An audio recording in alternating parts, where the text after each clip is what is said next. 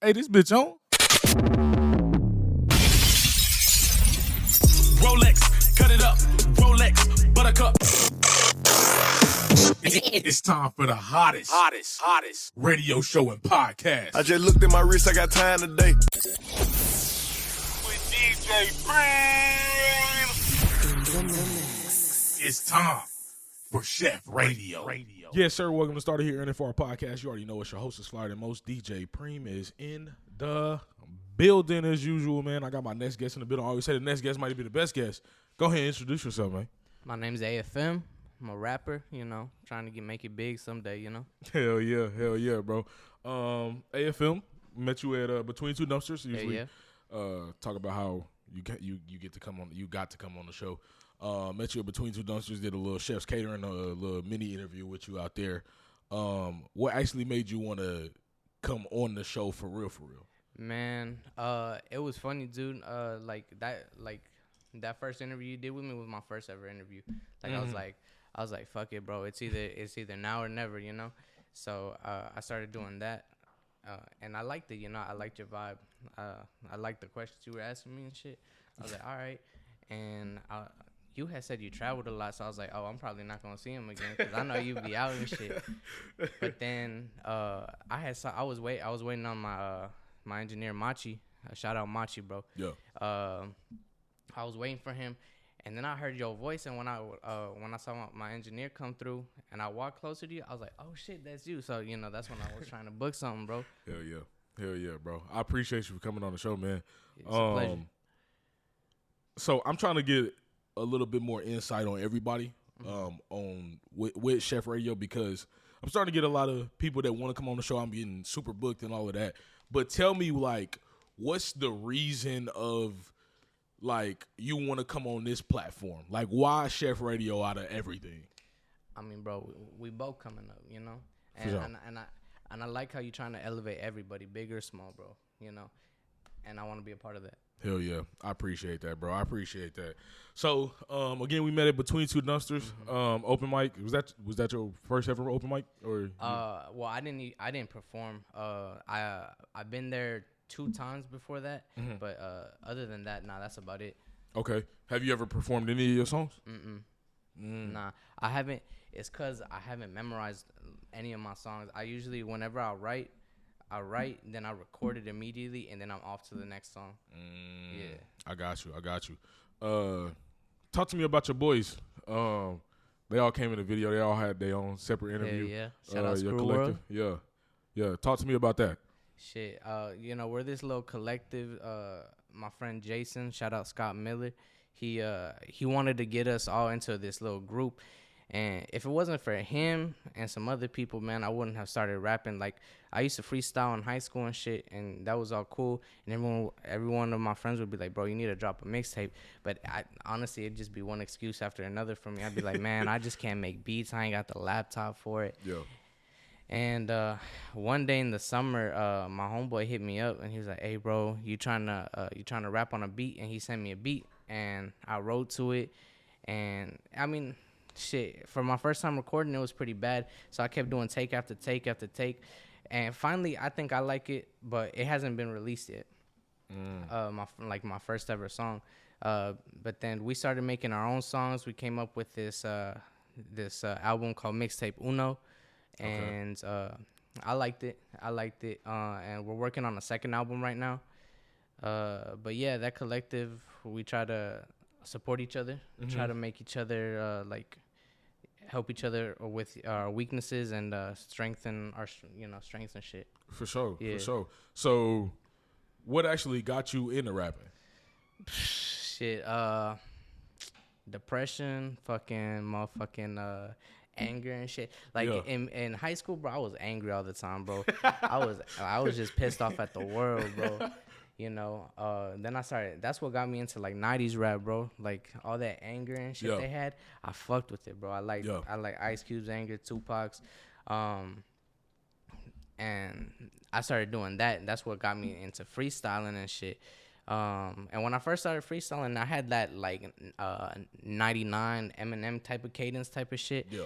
And then after that, we were freestyling at lunch, and one of my teachers, I think he got like signed or something, because he ended up like quitting school or whatever, quitting teaching, and he ended up making it. But I didn't get any of his information. That's the only thing I regret. But yeah, that's what kind of got me into rapping in the beginning. It's funny because you said you had a 90s style, man. I can tell, like, after listening to your music, you know what I'm saying, you have an older style, which is not a problem with it. But I don't know if you was there on that live, what I did between Nah, dude, that live was fucking funny, bro. Underground Heat, yeah. So I heard you play one of my first songs. I was like, all right, cool. And then I kept listening. I was like, damn, he not gonna play the other one. I was like, fuck, I need to take a shit, bro. So I hopped off the live, and then I went to go take a shit. Next thing I know, I come back. My friend Diego texted me. He's like, "Hey, bro, you killed that shit." I was like, "What are you talking about? Like, what you mean?" He's like, "Bro, you weren't there on the live." I was like, "I was there for a little bit, then I had to hop off." Why? And he's like, "Man, you need to find a way to look." And thankfully, you posted the live again, and I saw it, bro. I was like, "What the fuck?" And you, bro, the way when you was hyping that shit up, I was like, "Man, I was teasing, bro." You, man, I was like a schoolgirl or some shit, bro. Oh God. Oh, that's funny. Like, that's funny. Nah, it's so funny because I try to, Underground Heat, if y'all don't know, it's an outlet that I do to help artists get their music out there. So I play nothing but local artist music. But I that's the only thing I can play though, because Instagram will shut my ass down. I can't do it on TikTok because I don't have 1,000 followers yet. So what I'll do to kind of spice it up is I'll add known beats to an artist's vocals. So I took your vocals and put it on fucking California Love. Man, and that shit was so hard. That shit was so fucking hard. Watching you spaz the fuck out watching that, I was like, man, all right, this is what I do this for, bro. Yeah, I ain't gonna lie, bro. Like, the way it's so funny because if that beat and that song had never came out, and that California Love beat was just something that I just made yesterday or that day, and I put your fucking beat on it, bro, or put your vocals on it, it sounded like you made that song. Dude. It was so fucking crazy. I was like, dude, how the fuck does he even isolate the vocals like that, bro? That shit blew my fucking mind. Like, do you have all the beats at the ready? Like, do you know what tempo was what? Like, how the fuck you do that? So it's on Serato, bro, which is the DJ program that I use. But basically, it'll tell me what BPMs and everything. And there's a thing that they just drop called stems. So I can strip your vocals off a beat, or I can take the beat and I can take your vocals off and like put you on another beat, or I can take your vocals off and just have a beat play. Okay. You know what I'm saying? So nah, that shit pretty live, bro. Yeah, bro. So that's something that I do during Underground Heat. But also, bro, like to help other artists out, bro, that gives you a little confidence. You know what I'm saying? Like, if you, it's even a producer, like I'll play producers' beats, and then I'll put fucking Drake on it or some shit. Man. And then they like, oh shit, Drake can rap on my shit. You know what I'm saying? Like, so it I ain't gonna lie, I know it makes people feel good to where they like, bro, this shit kind of hard. You know what I'm saying? Bro. This shit hella hard. So. But yeah, nah, seeing you spaz out on that shit really made my fucking night. I was like, damn, bro. I wish I got to see it live, bro. Yeah, bro. Nah, that shit was that was hard. I ain't gonna lie. That was probably one of the best fucking mixes that I did with taking an artist and putting them on a different beat. Shit, man. That shit was hard. Cause again, you had that 90s style rap. It's on California Love, which is an old ass song, old beat, but it's very fucking known. And then you was just going on that motherfucker, and then I remember I take the beat off, bro. And then you start rapping, and I put the beat back on. I'm like, bro, the part that killed me is where you stopped and you're like, I don't think y'all caught that shit. He was talking, dude, that shit fucking killed me, bro. Hey, that was a fucking bar. That shit was funny as fuck. You said something about give her neck, something about her giving neck. I won't be satisfied until I know that her neck's sprained and she wearing a neck brace. Hey, bro, when you stopped it, bro, oh my god. Because, bro, it's funny because when I'm listening to it in my beats, and I heard you say that, and I was like, I was like, did y'all hear that? Did y'all hear that shit? Oh my that God. Shit was crazy. I was like, damn, like he fucking her neck up. Yeah, bro. Oh, I was proud of that fucking line. Shit. Hell yeah, bro. Hell yeah. Do you do any like? So what's something that you do to try to get your music out there besides just putting it out on Spotify, Apple Music, and stuff like that? I mean, I just do like, I ain't gonna lie, I just do the basics, bro. I just post it on Instagram. You know, I'll be like, hey, I got an album dropping, or I'll tell people, hey, repost my shit. Yeah. But most of my friends, man, I got some good ass friends because they be reposting it without me asking. You know, I love them for that shit. Hell yeah. Yeah. Hell yeah. You got a favorite song you've made so far? Honestly, it's gotta be Ye, bro. Okay. Yeah. Okay. Yeah. Why is that one the favorite? Man, so how I made that song, it was funny, bro. So I was heavily into 90s music, and slowly I started getting into the 2000s music, right? Mm-hmm. And about maybe last year, like in August or something, started listening to Kanye. Okay. Right? So then I was like, man, I need to get on a Kanye beat. So then I heard that beat. I was like, bro, that fucking shit is hard. So I started writing. And one of my weaknesses, unfortunately, is writing the second verse, bro. Writing the second verse and hooks. And my friend Noesi, bro, he's good at writing hooks, and he's good. He's fucking phenomenal. And I was like, I need him on this beat. Yeah. And I remember asking him, and he's like, man, I don't know if I could be on this beat. I don't know. Because he listens, like, he normally rides on, like, Playboy Cardi type beats and shit. Mm-hmm. So he's more of, like, the new school. I like old school shit. Yeah. But I guess I begged him enough, and he wrote a phenomenal-ass verse. We didn't really have a hook on it, but I was like, you know what? Not all songs need a hook. Yeah. And writing it and then recording it in the studio, it felt really good. Like that one, I loved the vibe on it. Hell yeah, bro. I know for me, when I was an artist, there's this one song that it's my song now. Mm-hmm. But it was these two guys I used to make music with. The song was called Yes Of Course. Mm-hmm. And I went to the studio with them. I was not originally supposed to be on the song. And I went to the studio with both of them to just like kind of just be there, listen to it, listen to their music and stuff like that. And kind of live here for support too. Mm-hmm. And they laid this track, and I was like, yeah, I'm gonna need a third verse on that one, man. And kid you not, bro, we left the studio, went back a couple weeks later. When I went home, because I told him to send me the song, so I went home, bro, and I got the beat too. I wrote the verse in like a couple minutes, bro. Mm-hmm. And it's so funny because that is, to this day, the best and most fun verse I've ever fucking wrote. Because it felt like a weight was lifted off of my shoulders. Mm-hmm. Because I didn't have to worry about, shit no more. Like, it wasn't my song. You know what I'm saying? I still wanted to, of course, do good. I didn't want to, like, be fucking trash on their stuff. But in the same breath, I was like, all right, I can go in here and have fun. Mm-hmm. You know what I'm saying? So I went in the booth, bro. And one take Jake that motherfucker. Man. I want to take Jake that bitch. And I was like, oh, yeah, this is hard. And it's so funny because I could listen to that verse, and I'm like, damn, this is such a progression of some older music that I had used to make because, bro, like the way that I was using shit, the way I was in pockets, I had the dude that was doing the verse or doing his verse in the hook. I put him into the to my verse, his hook, and it was just like, bro, it was just like a whole bunch of crazy ass shit that I was doing, and I was like, bro, this is hard. You know what I'm saying? So I get it, bro. Like it's sometimes one of them ones, bro. You like, all right, yeah, this is it. You feel me? Yeah, this is it. You doing any collaborations with any artists besides your group? I'm trying to. There's Armstrong. I'm trying to do a song with him. Okay. And his friend Baba. I'm trying to do 2 songs with them. Like I'm currently working on my 3rd album right now.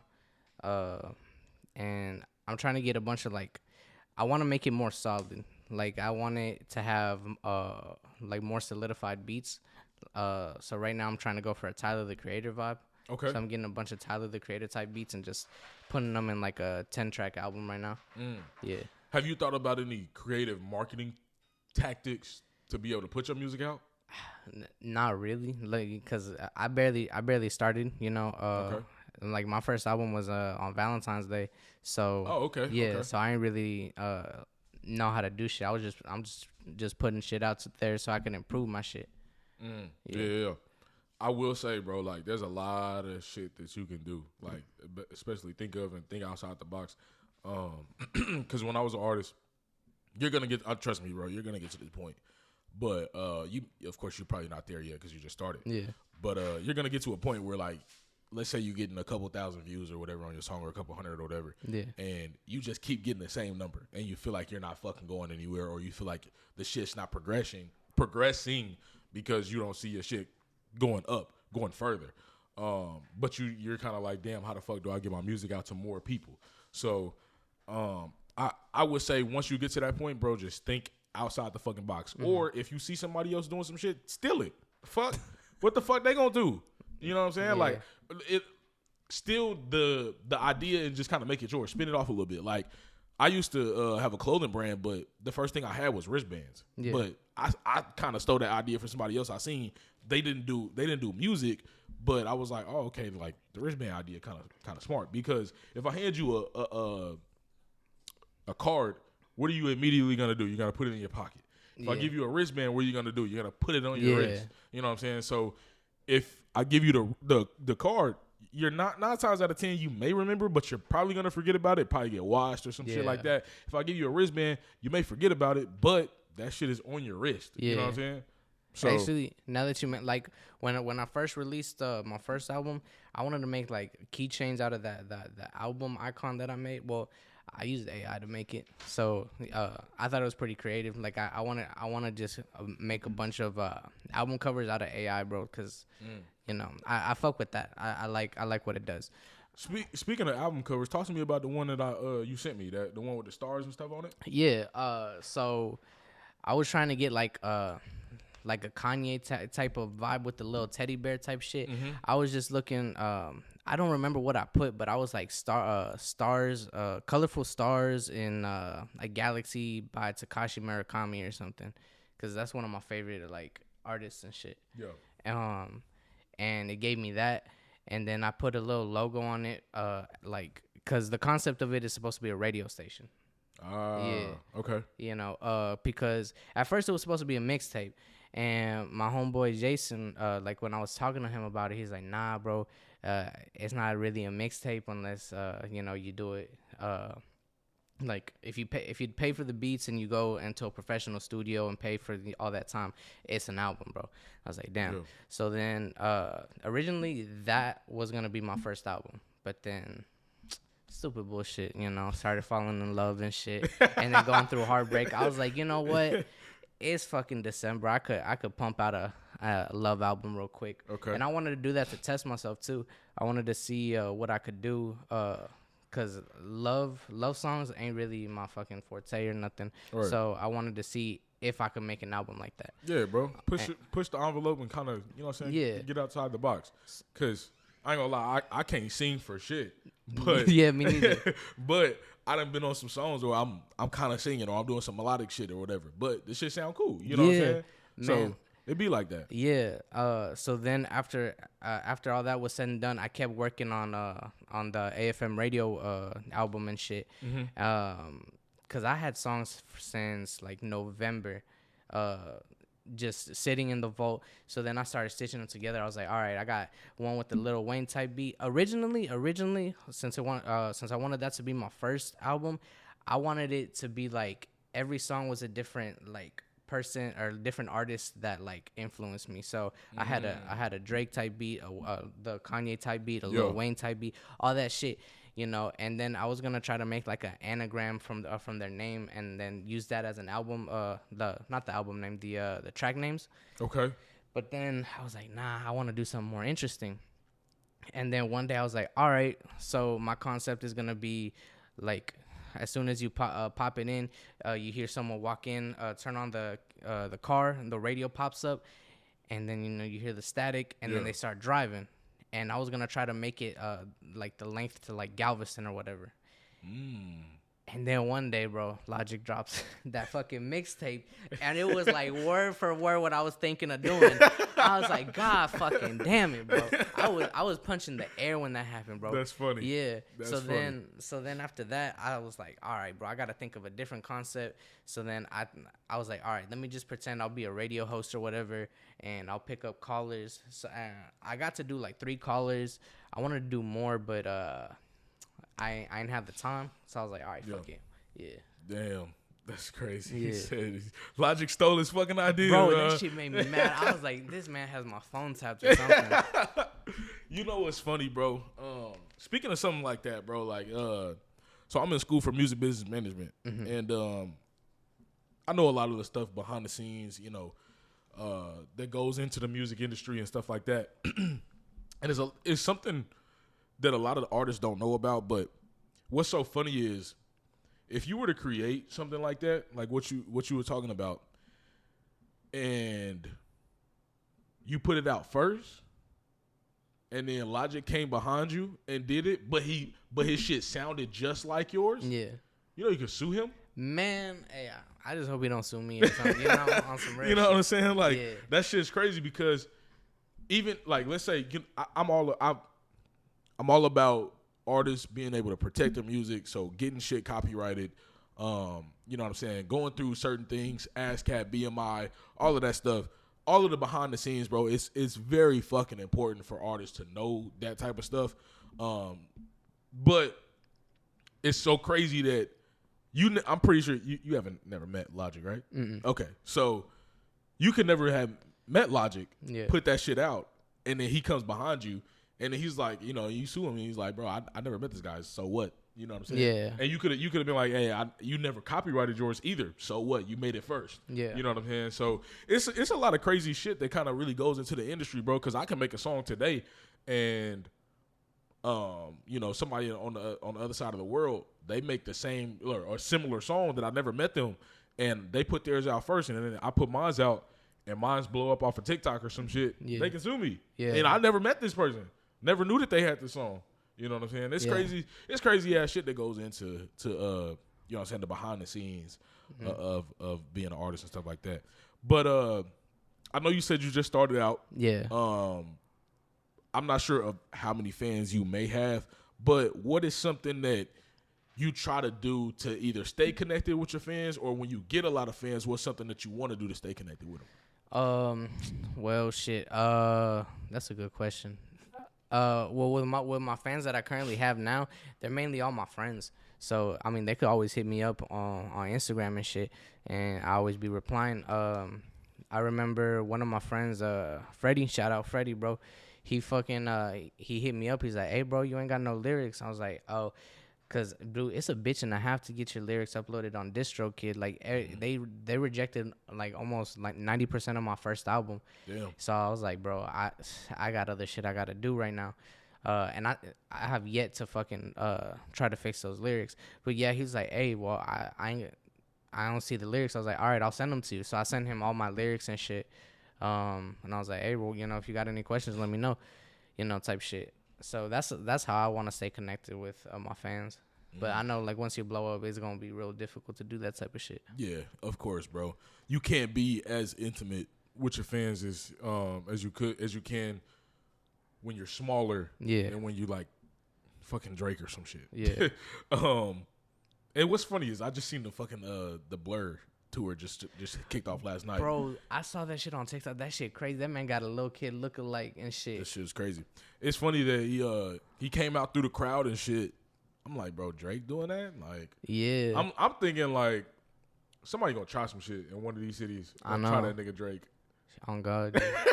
Hey, somebody might try that, man. So I know me as an artist, bro. Well, not as an artist, as a DJ. When I'm going out to my gigs, I gotta turn my music on. I ain't gonna lie. I turn my music on. I turn the fuck up. I try to get myself in that mode. Get prepared to go DJ for however many hours, whether it's 2, whether it's 4, whether it's 6, whatever. But that's kind of my ritual / routine. Do you have any like routines or rituals that you do before you go to the studio? I like to listen to beats and write while I drive. Yeah, like for some reason I can't. If I sit down and I try to listen to a beat, I can't do it as good as if I'm driving and like freestyling to it. You know, I don't know what the fuck it is, but I feel like I gotta be more distracted to be like, oh, that's a good ass bar. You know, it's a life or death situation, so it better be a good ass bar type shit.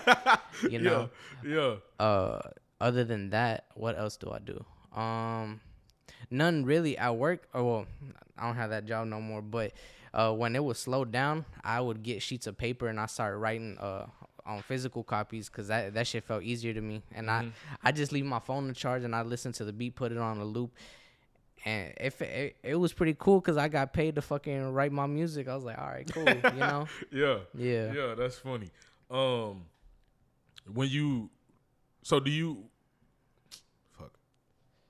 When you're actually making music, what's the creative process? Do you start with the hook? Do you listen to the beat? Do you write first? What do you do? So so I'm pretty bad with hooks. But I've gotten better. I ain't gonna lie. But what I do, I listen to the beat. If I could freestyle to it, I'll save it on my YouTube playlist, and then like at night or something, I'll skim through which one I want to write to. Then I start writing. I just start writing whatever the fuck, and then after that, I'm like, all right, what do I want for ad libs? What should the hook be? Yeah. And who do I see myself with it on it? Cause like on my last album, I had like 3 girls on it. You know, on the song, I don't know if you heard the first album or not, but on the song "Hold Me Down," I had one of my closest friends sing on one of the hooks. Okay. Because I really like her voice. I was like, bro, you need to be at least on one of my songs. Yeah. So she got on it, and to me, that's a really nice, like, it has a special place in my heart with that song. For sure. Then my homegirl Monica, shout out Monica. She has an incredible voice and she loves to sing. So I'm like, man, you could hop on any fucking song. So I have her on like 3 songs so far. Yeah. One of them is already from my 3rd album.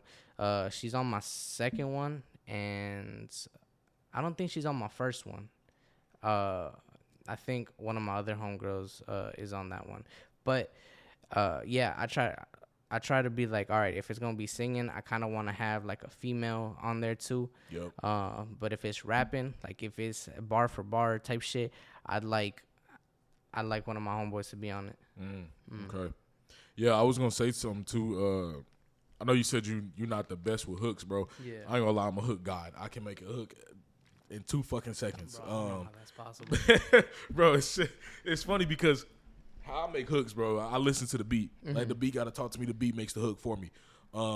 And that's just really how it goes. But one thing that I found out and I learned, I actually learned this from a designer. He said, and I don't want you to think like, oh, it has to be like this. Mm-hmm. Just kind of keep this in the back of your mind.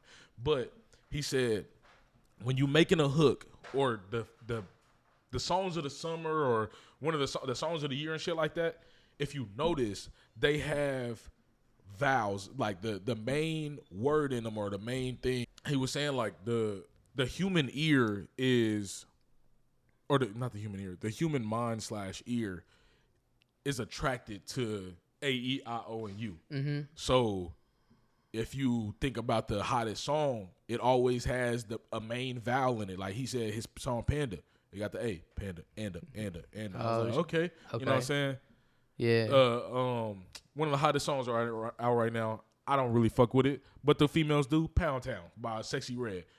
I'm out of town, thugging with my round. It's the O. Yeah. Round, booty hole, brown. You know what I'm saying? So you know what I'm saying? So it's kind of like that. But that's something to like keep in the back of your mind. Like, okay, does my hook have something kind of close to that? Okay. You know what I'm saying? Yeah. And that's what's gonna really make that shit go. I got a couple people that kind of fuck with certain songs of mine. Bro, I have a song called Rolex. Everybody thinks that shit is the most catchy. It is like one of the most catchiest hooks I've ever made. You had played that on your live, didn't you? Yeah. So, but it's the O and the E. So Rolex. Okay. Cut it up. Rolex. Buttercup. You know what I'm saying? So it's just kind of like a little science behind the shit, bro. And then also like trying to perfect the craft, and, you know, and doing shit like that. Shit. Damn, I didn't think of it like that. Man. Yeah. But shit, what sucks for me, like I said, man, weakness, hooks, and second verse. So then I could write my whole fucking first verse. I'm like, all right, that's fire. Then I come up with the hook. The second verse, I'm like, fuck, I don't know what the fuck to do. I'm going to be honest, bro. Like, I'm kind of like that when it comes to when I used to do verses. Mm-hmm. My first verse would be good, but I get to the last 4 bars, and I'm like, yeah, dude, fuck. The last 4 bars are always the most important ones, and they fuck you up, bro. Yeah. So when I started, but I was always like that too. Like, I was really shitty at maybe second verses. Mm-hmm. So I said, fuck it. Let's just do 1 verse songs. Yeah. You know what I'm saying? Like, who gonna tell you that's fucked up or you can't do that? It's show shit. It's creativity, bro. It's art. That's the most beautiful part about it. You know what I'm saying? Like, I had somebody fuck with one of my songs. It's called Bad Intentions. Mm-hmm. And he was like, bro, you should have another verse on there. No. Because that's how I wanted it. Yeah. I wanted it like that. You know what I'm saying? Or you should have had the hook play. No. That's how I wanted it like that. You know what I'm saying? Yeah. Have you stopped making music? Yeah, I stopped making music, bro. Oh, shit. You don't miss it? I definitely miss it. I definitely miss it. Will I still make music like in the future? Absolutely. But will I make it to like I want to be an artist? No. You prefer being a DJ? Absolutely. Okay. But I prefer honestly just being in the industry. Period. You know what I'm saying? Whether it's making music behind the scenes, DJing, managing artists, you know, anything like that. But it's funny because I thought about putting out an album. On SHEF Radio's birthday. So I was like, maybe I still may do it. Hey, you should. Like, when is it? September. Oh, okay. So it'd be September. It's actually my birthday. Oh, shit. SHEF Radio's birthday is my birthday. It's September 8th. Okay. So I was like, okay, maybe I'll do that. Maybe I will, maybe I won't. I don't know. Shit, hey. Put out like a little mixtape or some shit. Yeah. But I'm going to be honest, like, I would probably go to the studio and only create a couple songs because it would just be a compilation of, like, all the music that I've made that I just never put out. Yeah. You know what I'm saying? What's the story behind AFM? Like the name? It's my initials. It's also an acronym for always fucking motivated. You know. So I like those 2 meanings. I was gonna do an alternate name. Like I was gonna go with Paddock Philippe, and I was gonna try to like do some extravagant like luxury bars and shit with it. But I'm like, man, look. Capping only gets so far for me, you know. I'm okay. Yeah. You know. So I just stuck with AFM. Yeah, that's I like it. It's plain and simple, you know. Yeah. No, it's dope. I didn't know where that came from, but I always fucking motivate. I fuck with that. Yeah. I ain't gonna lie, I fuck with that. You as an artist, you ever get writer's block? Dude, I've been having writer's block for a fat minute actually.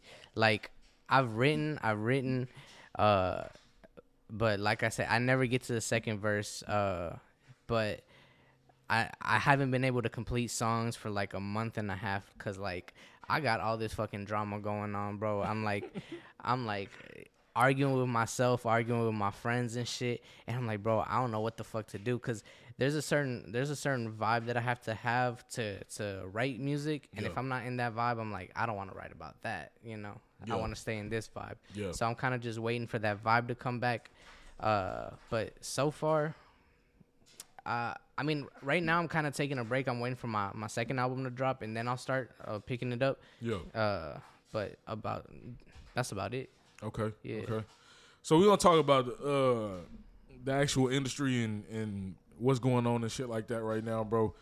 Do you think social media has fucked up the game? Yeah. Or do you think it's helped it? Well, it's helped it, but at the same time, it hasn't. Like, you know, like it's helped small artists blow up on TikTok and shit. Yep.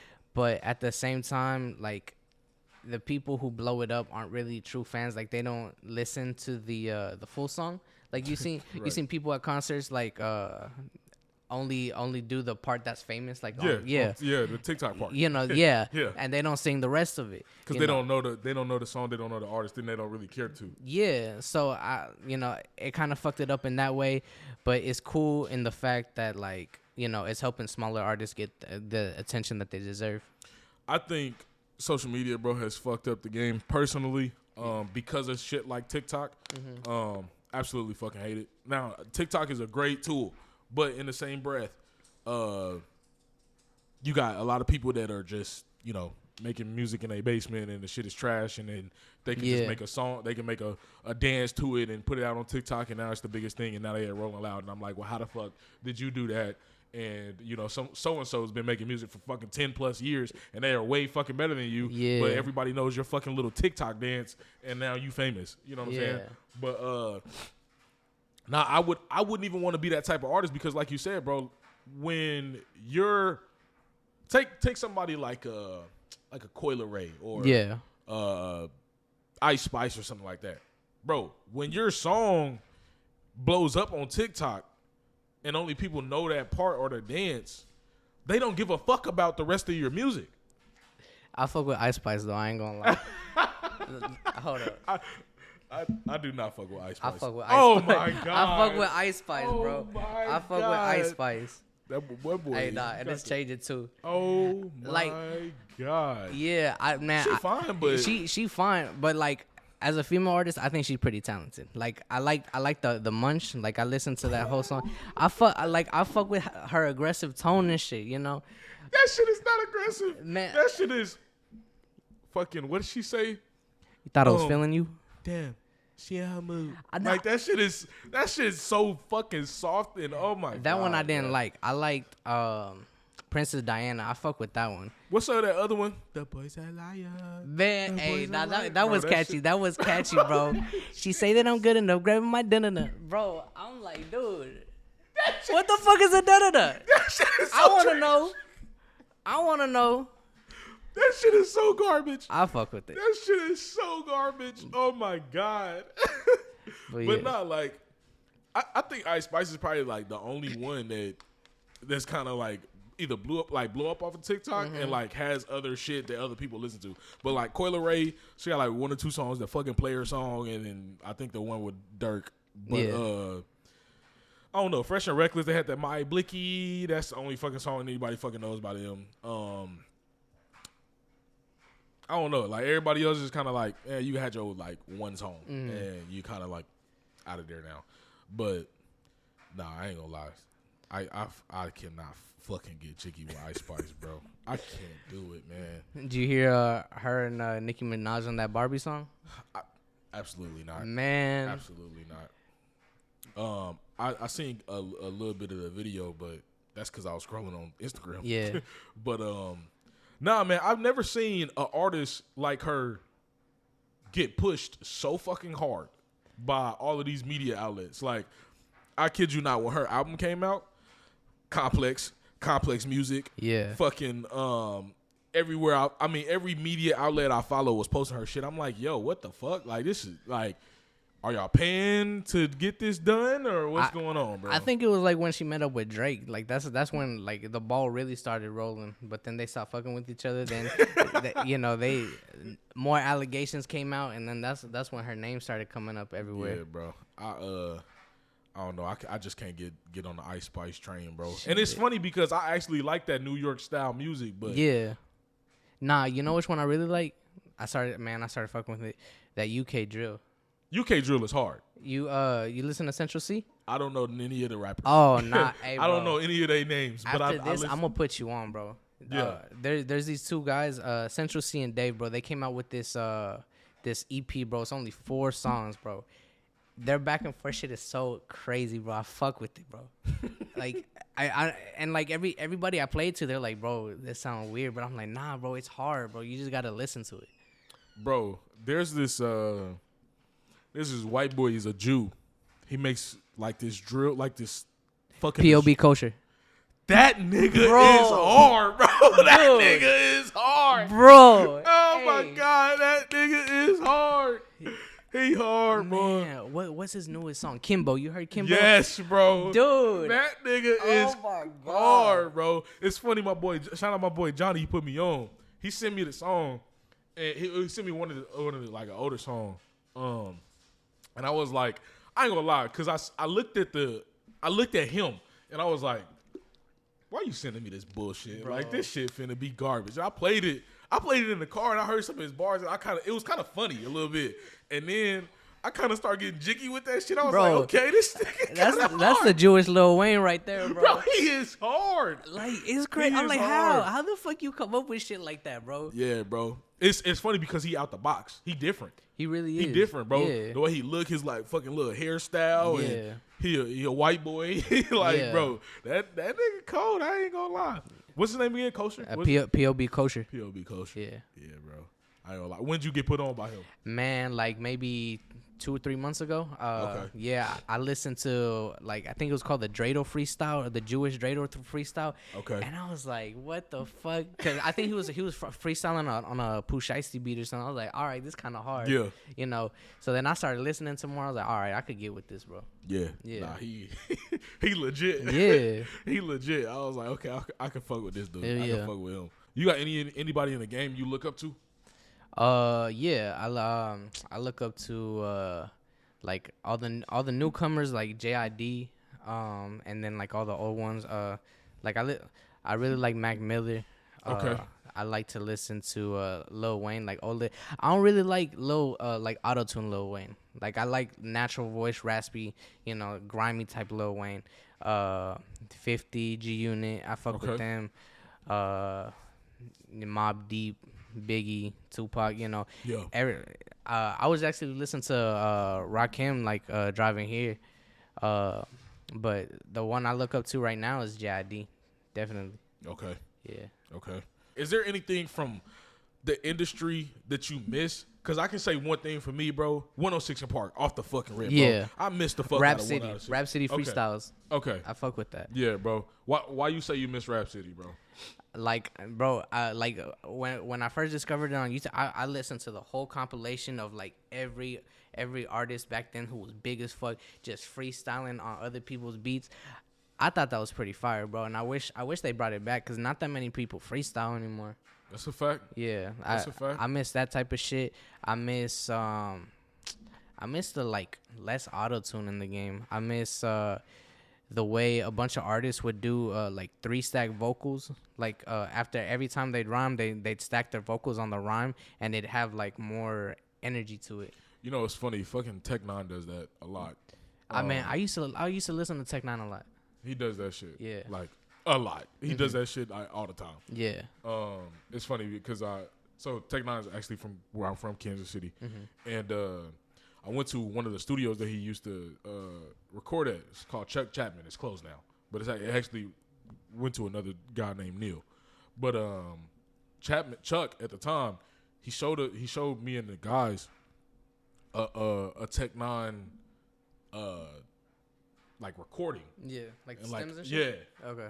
Bro, this nigga had like stems on stems. Like he kept doing it like Yeah. over and over, but you couldn't tell that it was like Yeah. it just sounded like it was one verse, like it was one voice. Yeah. But it was like 5 or 6 different fucking stems of him doing the same verse over and over, and I was like, that's crazy. Yeah. You know what I'm saying? That's absolutely fucking crazy.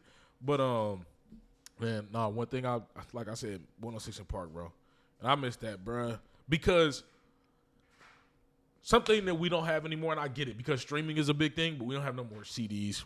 Yeah. You know what I'm saying? We don't have fucking CD players. We only have shit they don't even come in cars no more. Yeah. So, but like I remember when somebody's new album about to come out on a Friday and they own 106 in Park and they promoting their album, I'm gonna tell my pops, like, we gotta go to Walmart.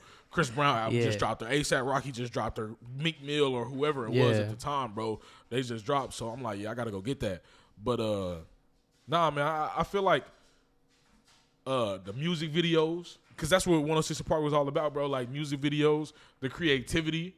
I think there's not a lot of creativity when it comes to music videos anymore. It's just kind of the same shit. Bitches, maybe some fire. You know what I'm saying? Like, it's the same shit. Yeah. You know what I'm saying? And motherfuckers just don't really care no more.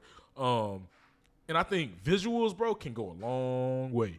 Yeah. You know what I'm saying? If you got the right visuals, bro, and the right person to make that shit can go a long way, bro. And especially if it's creative. Yeah. You know what I'm saying? Have you seen the music video for that Cordae and Juice WRLD song that came out recently? I'm gonna be honest, bro. No reason why is because I don't fuck with Cordae. For real? I do not fuck with. I will never fuck with What? Cordae. Why? So it's not that it has nothing to do with his music, bro. It's him as a person. So shout out my boy Yuri, the producer. But he went to a Cordae concert, and he had like a little meet and greet with Cordae, and he handed Cordae a flash drive full of beats. Oh shit! And Cordae was like, "Do that shit." Like, yeah, I'm good, bro. Like, damn. Like, throw that shit. Okay. All right, bro. Like, that's my day one homie. So I'm a ride or die with my homie. So Okay. yeah, fuck Cordae. All That's right. how I always feel, I bro. could get- I It's could funny get with because I follow Lyrical Lemonade and they posted that shit. I went in the comments. I said, "Fuck Cordae." I'm not. Anytime I see that nigga on my timeline, I say that shit. I dead ass mean that shit. Like, if I blow up tomorrow, bro, and I met that nigga, fuck you. Because of how you acted towards my nigga, bro. Yeah. Like, you know what I'm saying? I don't fuck with that. Because you could at least been like, all right, bro, I'll take it, put it in the pocket, and throw it away when you leave. Yeah. But like, you did it in front of this nigga's face. Like, that's disrespectful as fuck. Damn, that's all you fucked trying up. to do is hand you some beats. And when they're trying to hand you some songs, bro, it's some shit that you could have used. Yeah. Because let's be honest, bro. As an artist, you need a producer. The producer don't really necessarily need the artist, bro. The producer can make the music. Artists can't make the fucking music without a beat. Yeah. You know what I'm saying? Unless you're going to do some acapella shit. Yeah. You know what I'm saying? So, I don't fuck with Cordae for that. But go ahead and talk to me about you. Was about to say the Juice WRLD and Cordae. Nah, like it was a pretty cool concept. Like he basically, I mean, it was just Cordae like walking down the hallway, but then they used like AI to like a deep fake of like Juice WRLD whenever his verse came on. So it was Juice WRLD's face on it, and like he was basically just rapping like that. I was like, all right, that's a pretty cool concept, you know, considering. You know, he passed and shit before they got to lay everything down. Bro, it's so crazy. Like, Juice WRLD got a lot of fucking music. Yeah, dude. Like, because he's been gone for a minute, bro, and they still releasing new shit. Yeah. I think they about to drop another Juice WRLD album. Yeah.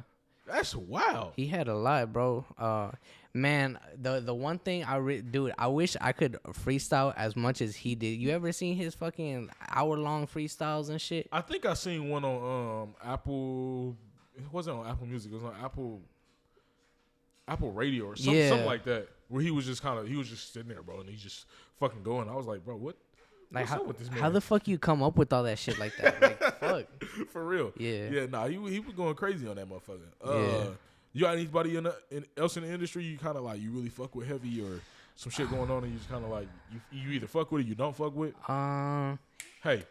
Oh damn. Let me think. Man, I don't know. I feel like I really fuck with Kanye, but like I feel like I started liking him at a bad time. Like, dude, when I first heard his songs, it blew my mind. The first song I ever heard was with him in Slum Village. I can't remember what that song, how'd it go, but it was like, I don't know. It just felt so fresh. I was like, what the fuck? So I started listening to every single one of his albums, and then all of a sudden, this man goes crazy, turns his hair blonde, does all this other weird shit, and I'm like, bro. What you think is the best Kanye album? Oh damn, that's a good question. I really like Late Registration. Okay. I think that's a really good one. Okay. Yeah. I think it's technically a Kanye album, but it's not. Cruel Summer. Cruel Summer? Dude, have you heard of the album? Nah. Go when you leave here, you fucking go home and play that shit. Wait, was it on Apple Music? Yeah. Oh, then I probably heard of it. Yeah. Dude, it's because it's not. It's by Good Music. Yeah, so yeah. It's got fucking Click on there. Pusha T. Yeah. I fuck with Pusha T heavy, bro. His bars are immaculate. Bro, it has fucking banger after banger. Yeah. Click, Mercy, oh yeah, then I Sin heard it. City. Yeah. I mean, bro, like, oh my God, that whole production is fucking crazy. Godflow. Oh Yeah. my God. Like, yeah. Nah, Kanye snapped on that fucking album. But around that whole time, I was fucking with Kanye heavy, bro. Theraflu.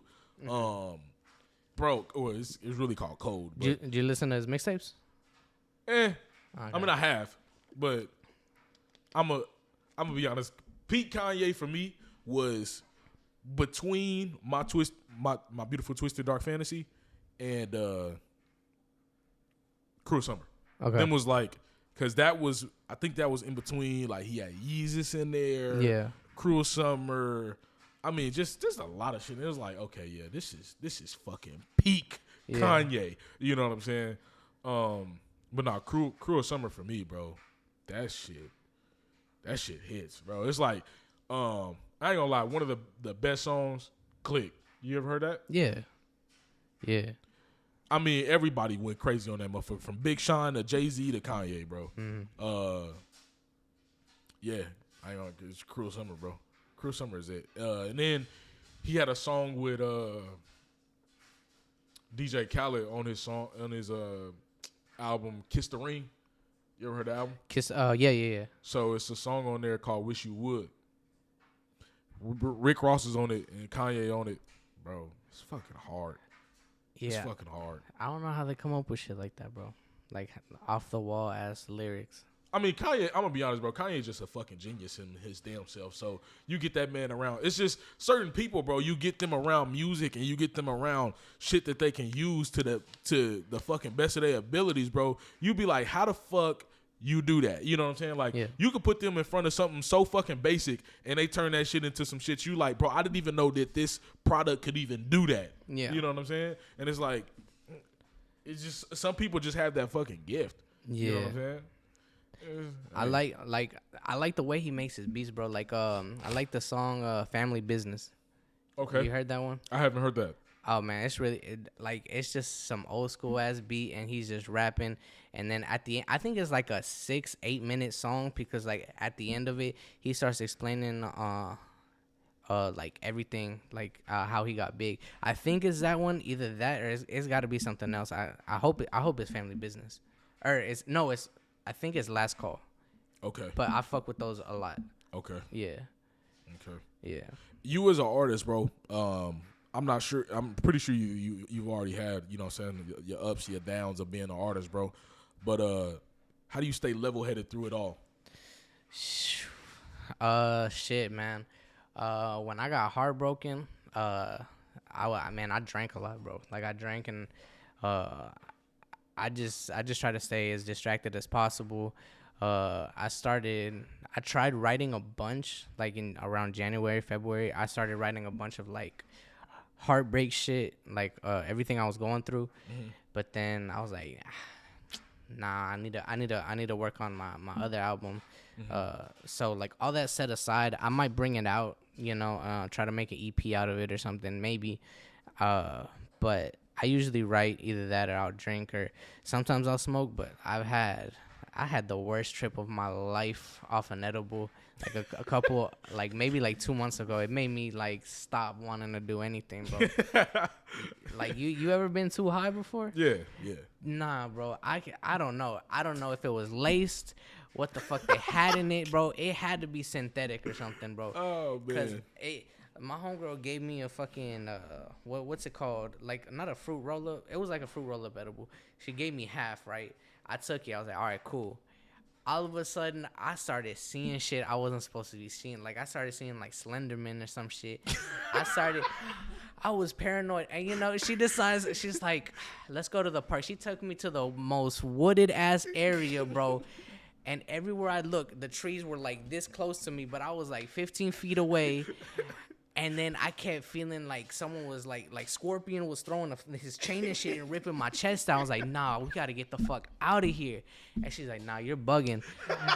and she decided to take me home. She's like, nah, you got to deal with this yourself. I was like, bro, I can't, bro. Like, I don't know what the fuck to do.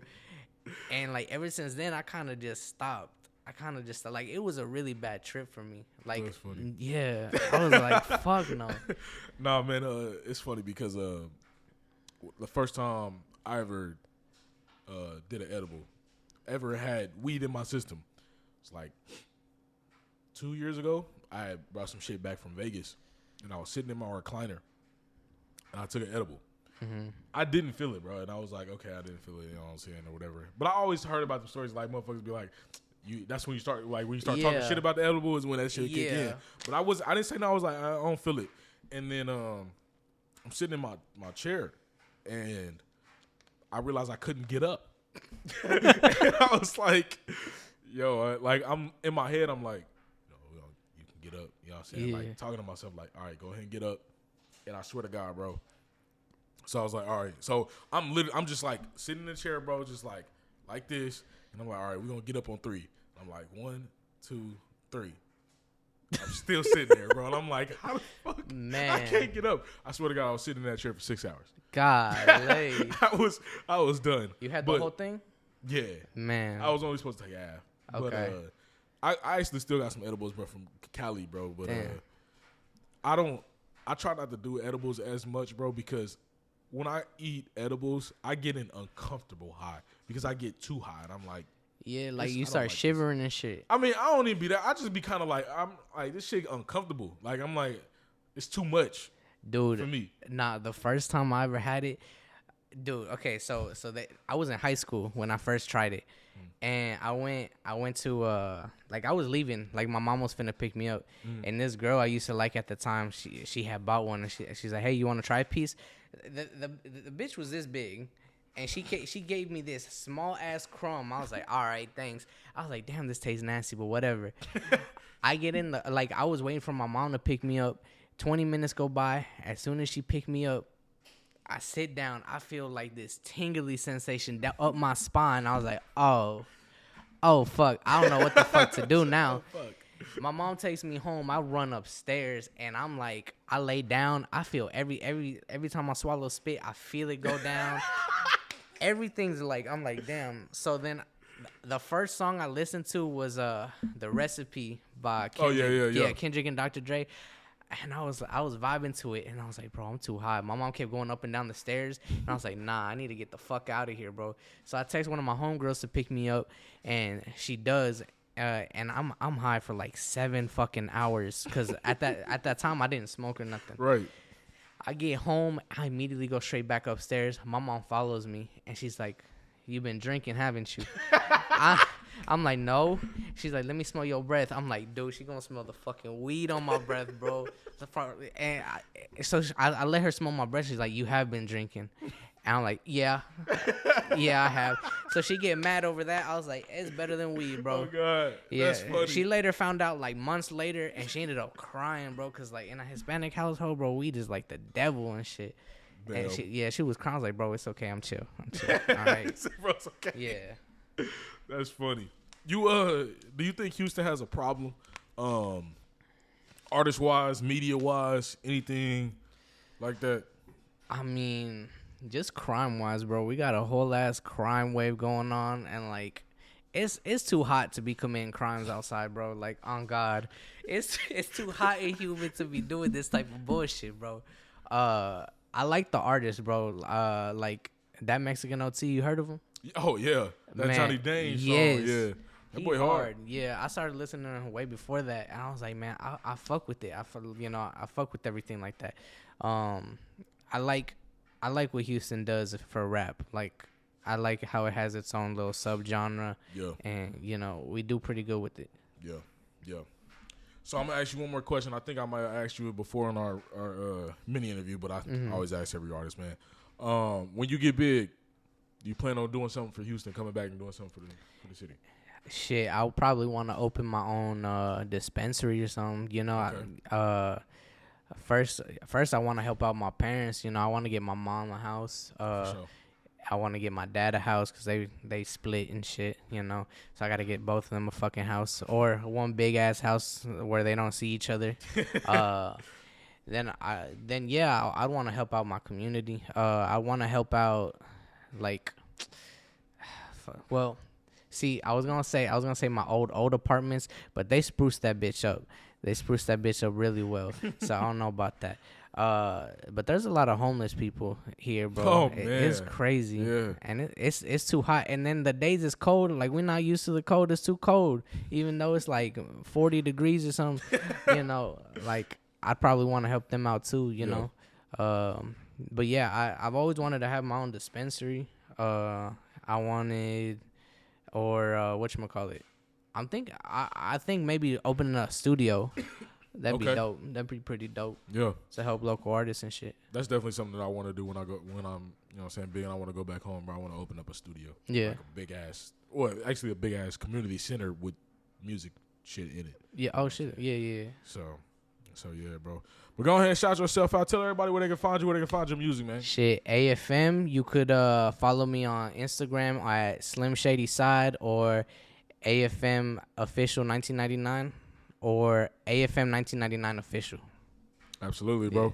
I appreciate you coming on the show, doing your damn thing on here, man. Y'all already know what's up next. It's the Dessert Mix. Keep it locked. This is the hottest, the biggest DJ Preme, AFM, doing the damn thing. It is SHEF Radio. Yes, sir.